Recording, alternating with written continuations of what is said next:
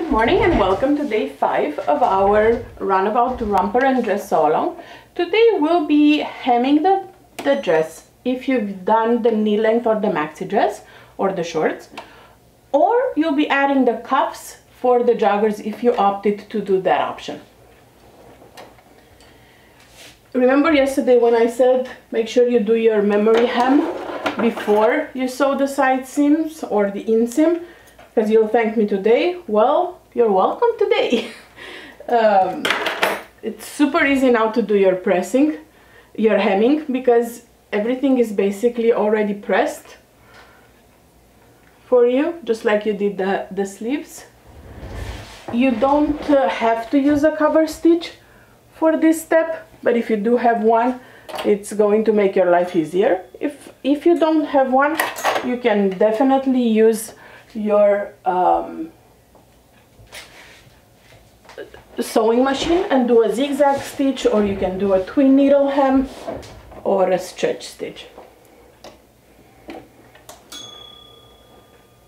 I like to start at the side seam, and because this is on a curve, I stretched ever so slightly the bottom of the hem. So whatever I fold underneath, I will stretch it ever so slightly to stay in place and make sure it follows the same 1/2 inch seam allowance throughout.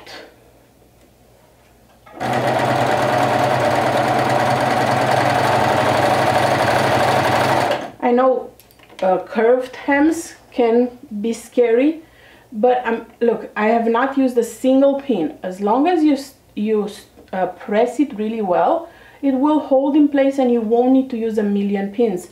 What I like to do when I press it, I just run my finger, like you see my nail right here, I run my finger underneath to make sure I keep the seam allowance and just press. And this part will be stretched ever so slightly by itself. You don't have to worry about, I've seen some method that use like a basting stitch to gather it. I don't like to do that. Maybe I would do it for wovens, but not for knit. Knit stretches by itself, you don't need to gather it. So you stretch ever so slightly the hem, just so it lays nice and flushed underneath the front of the skirt.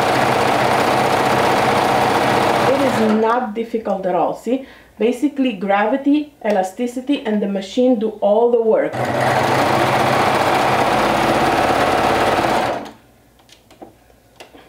This is how it looks on the back. I don't know how well you can see because of all the light.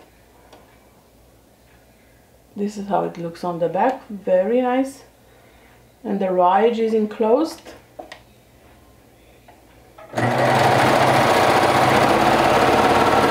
Go slow if you're not that comfortable. See?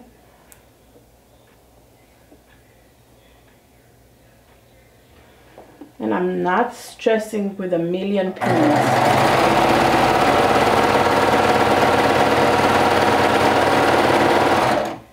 However, if you think you're more comfortable and less stressed, if you put a lot of pins or a lot of clips, do so. Nothing wrong with that. As long as the result is something you're happy with and pleased, go ahead and do whatever you feel more comfortable. But I still highly insist on doing the memory hem because, see, it lays nice and flat by itself. The only issue that I'll have, and I'll go slower and try to explain it, will be right here, see, where I have like a U at the side seam. And I'll show you what I do. Let me get that.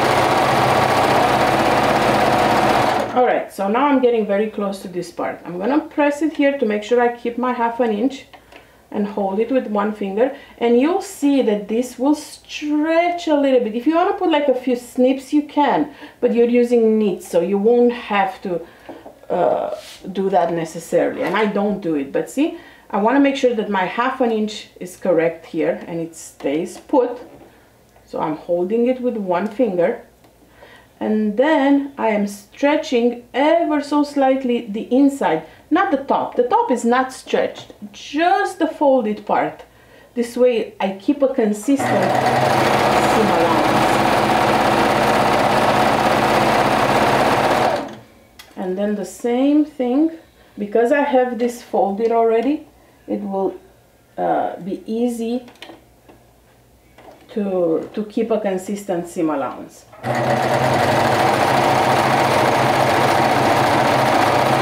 And now I'll continue the same way. It's easier with the curve like this than the curve like this to get it. See, it stays by itself. The machine does all the work. I don't have to worry about that. All right, I'm out enough. See, it's 1/2 inch. Once I press it, it's gonna look even nicer. But see, here is 1/2 inch, here is 1/2 inch, here is 1/2 inch. So it stays really nicely together. That's how it looks on the side seam. And I cannot stress enough the importance of pressing and steaming before and after.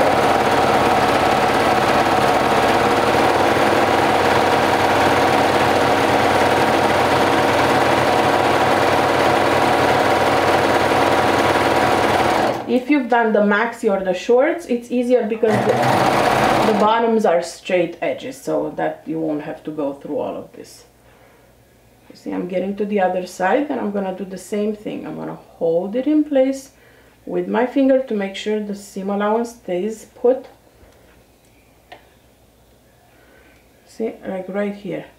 I'm just ever so slightly stretching, like right here. Just that part. The rest doesn't need any help. Alright, I'm here.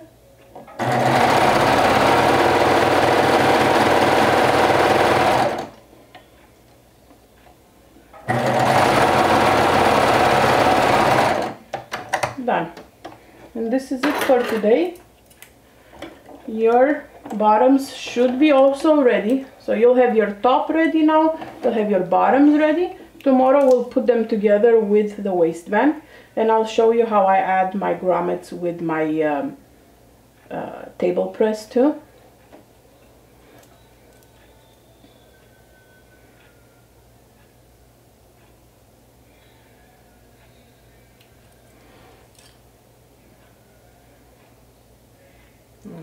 I like to clean it up throughout, not at the end of the projects, because if I clean up all the threads at the end of the project, I'm bound to forget some of them. Alright, so this is the side seam on one side, this is the side seam on the other side, and you can see there's a slight waviness on the seam, like right here. So a good steam press will fix all of that. Don't skip this part. Give it a good steam press and take a picture of your finished bottoms, post it in the day 5 comments of the Sew Along album, and I'll see you back here tomorrow when we'll be finishing our romper and dresses.